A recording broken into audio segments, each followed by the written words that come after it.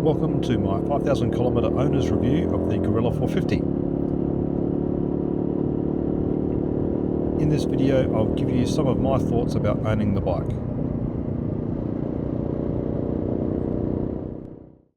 Alright, so welcome to my quick owner's review. Just remember, this is my experience, your experience may vary. Let's start with the things that I love.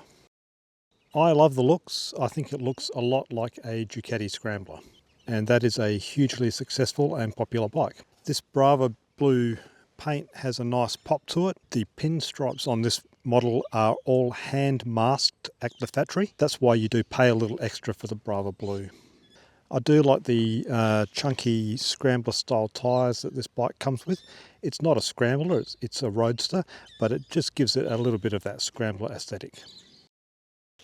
This Sherpa engine has really good usable mid-range grunt. It has a nice flat torque curve from 3,000 to 8,000 RPM. You don't have to redline it to get it going. On paper, this bike has roughly the same output as the Triumph Speed 400, and this bike is a little bit heavier, so you might think that it's potentially slower, but the actual riding experience is quite different, and I find this really moves in the mid-range.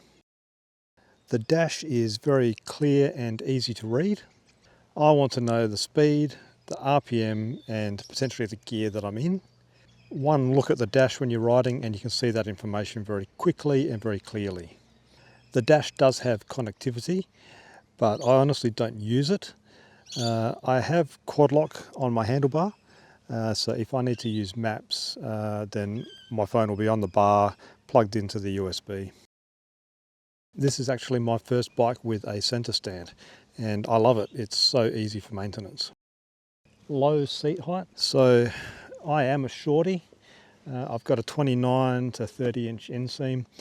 I have had sports bikes with much higher seats, but the fact that this is low just makes it very easy for me to manage at a stop. If you are someone who needs a low bike or a low seat, I would definitely recommend checking this one out. This bike has a nice compact handlebar.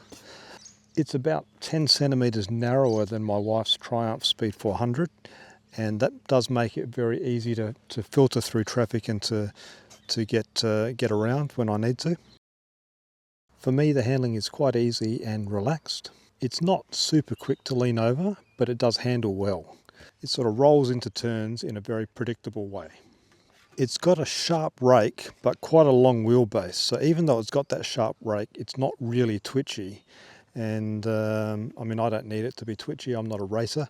So the fact that it's a little bit slower and a little bit more predictable means that it's a very comfortable bike for me to ride on twisty roads. So things that I hate. Let's be clear, there's nothing that I hate about this bike. There's a few things that I think could be better.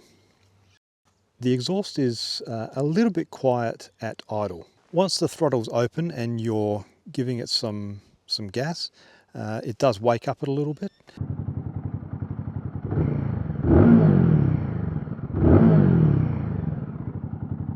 But a little bit more bark at idle would be nice. Brakes. This is my first bike with a single disc front end. So all my previous bikes were sports bikes. They had twin discs on the front, so maybe that clouds my judgment a little bit. I feel like the single disc is adequate, but this bike could be better if it had two discs. I get that it's a budget bike and it only has 40 horsepower, but once you're moving at 100 kilometers per hour, this has the same weight as a Yamaha MT-07, as a Honda Hornet 750. They're all around that 180, 190 kilos. And they all have twin discs because the horsepower is irrelevant. You need sufficient braking to pull you down from that speed. Braking from 100 kilometers an hour has nothing to do with horsepower. The fact that this has a single disc front end is really just about cost. And I understand that because it is a budget bike. The fuel filler is a bit weird. It does have this little bar across the filler hole. Some people say it's a real problem. I've never had a problem filling the bike. The other common complaint is the size of the tank at 11 litres. People say it's too small. I think if you're averaging 3.5 litres per 100 Ks, then this tank is going to get you 300 Ks.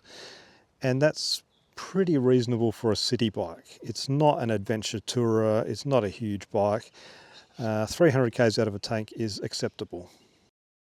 Pillion pegs. So this part of the bike I think could be a better design.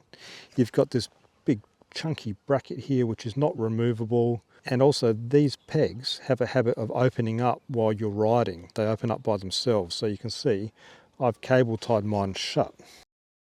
They're really the only complaints that I've got about the bike. It is a really good bike, and I have far fewer complaints about this than I do about my wife's Triumph Speed 400. This bike is easy to get through traffic. It has more than enough grunt to get away from the lights when you're filtering through traffic. It's got more than enough grunt to get up to highway speeds. It handles well. It looks nice, and I think it's a good price. If you are thinking about one, I would definitely go and test ride one. I don't think you'll be disappointed. So thank you for watching. Please consider subscribing if you haven't already. Feel free to hit me up in the comments below if you have any questions about the bike. I'll see you on the next ride.